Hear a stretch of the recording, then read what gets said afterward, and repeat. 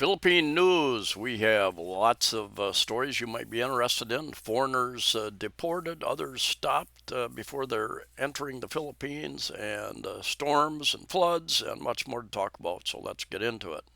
124 rude aliens barred from entering the Philippines. 2024 Bureau of Immigration.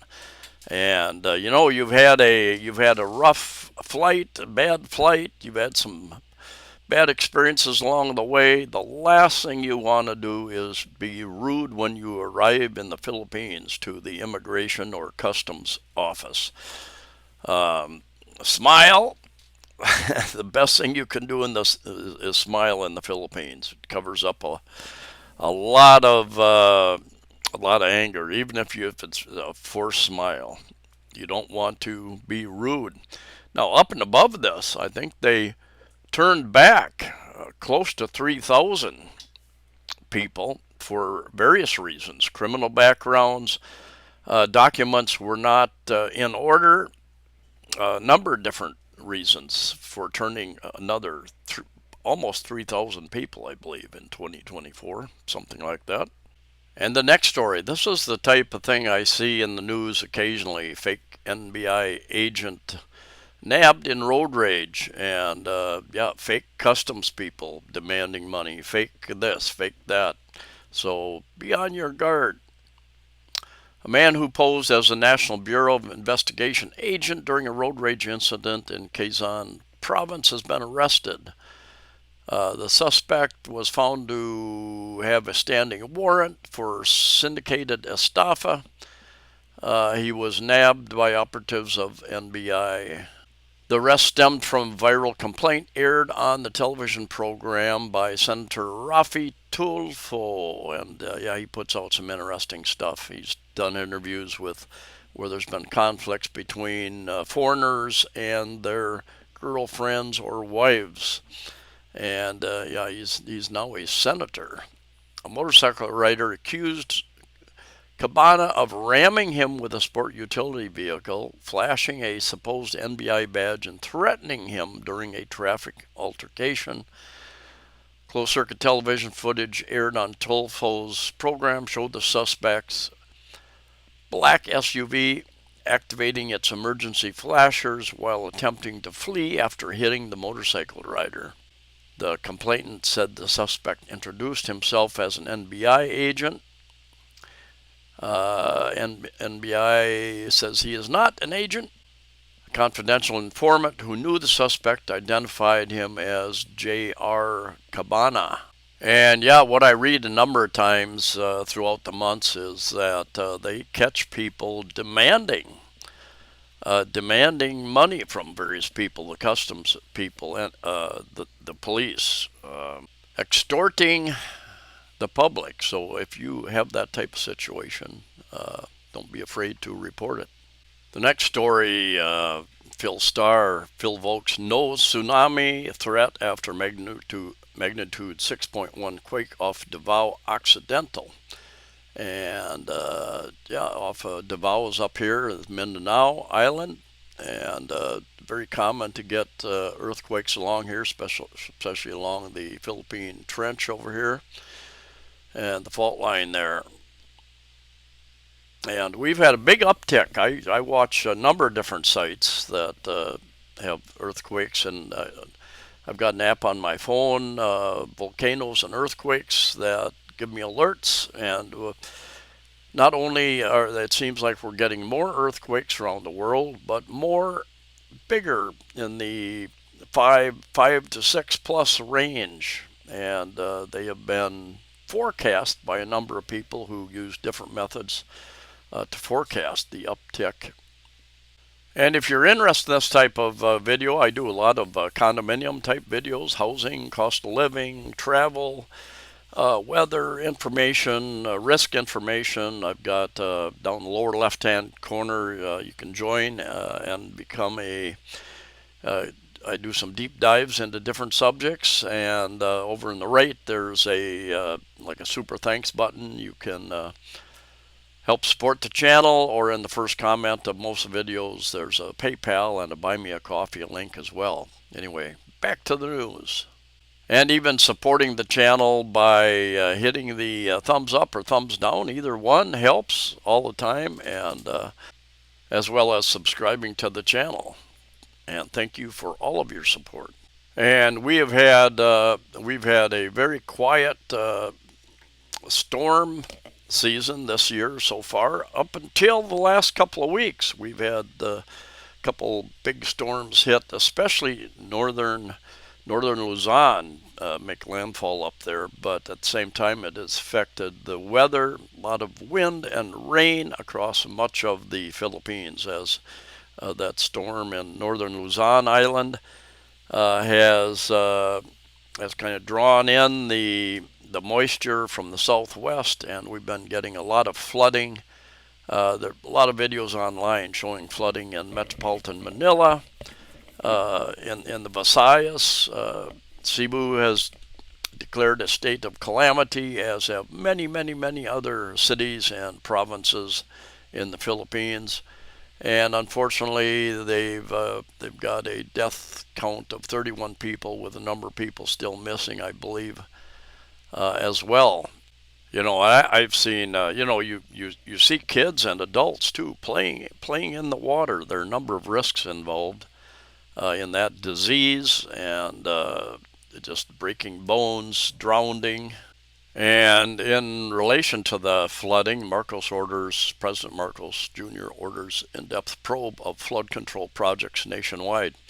And I've had 3 trips in 10 years here in the Philippines, Cebu City, and I've seen some improvements in infrastructure, but not nearly as quickly as you would hope it would happen, especially in the field of flood control.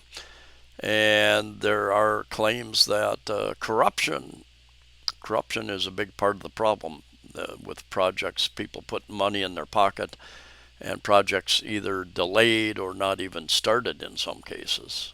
And the next story, Sun Star, Cebu sees sharp drop in Korean tourists. And yeah, Koreans are the number one tourist here in the Philippines almost every year. And anyway, there's been a drop off.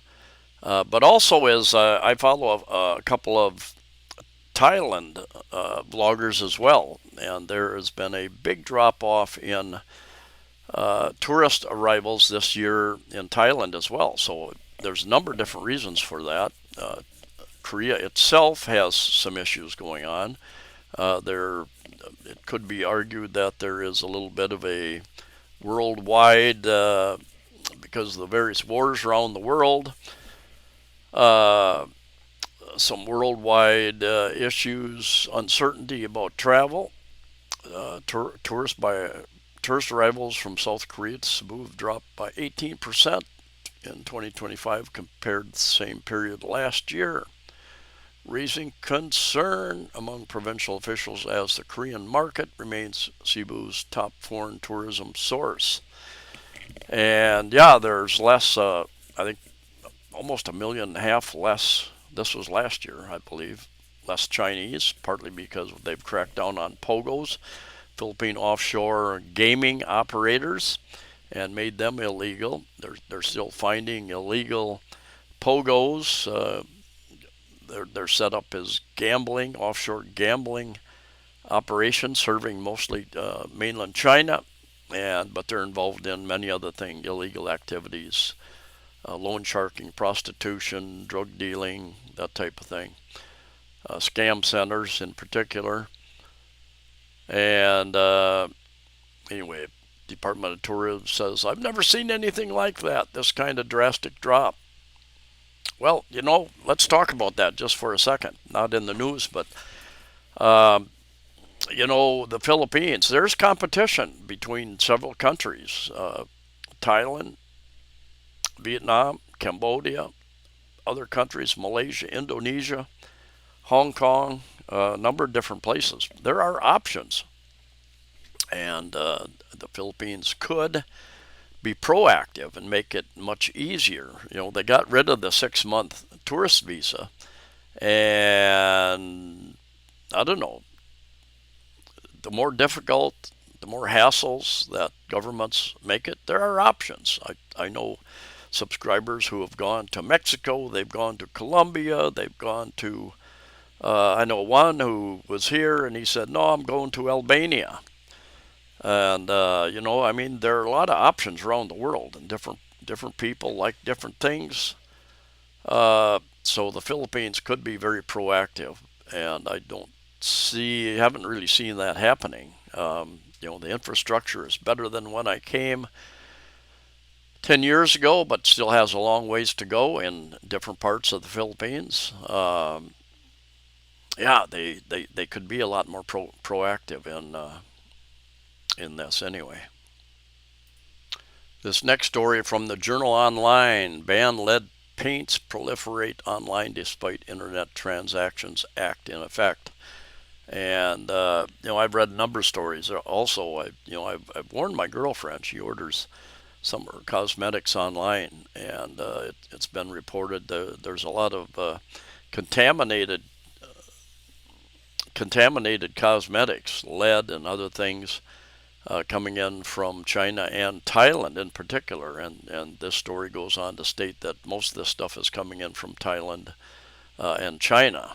And they did a test. They tested a bunch of this stuff and found that.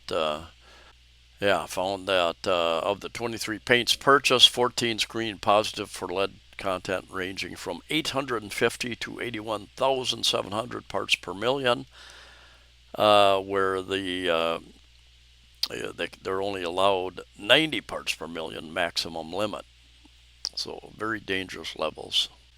And next story from the Enquirer.net. President Marcos calls on LGUs, which is local government units, to open clean parks to combat obesity. I noticed during the 2-year lockdown, I gained weight. And a lot of the people that I know, Filipinos, gained weight, locked away in their home. Don't go outside. You're not allowed to be active. Stay in your house. And that's one issue. The second issue is that there is a big lack of parks. There's downtown Cebu City has the large Plaza Independencia down there, but you don't see many parks out and about. People are playing.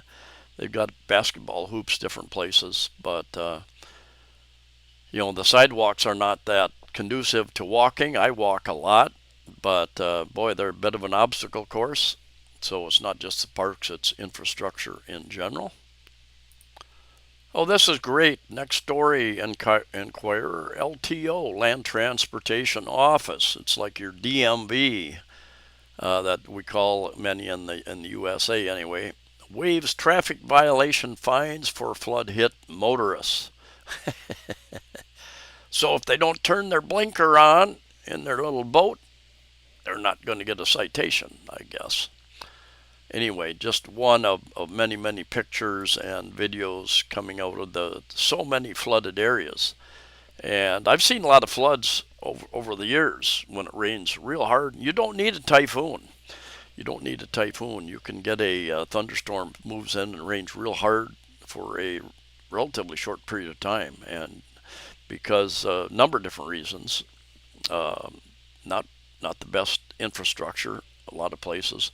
Number two, the garbage that is out on the streets collects and blocks the grates leading to the drainage pipes that go out to the sea.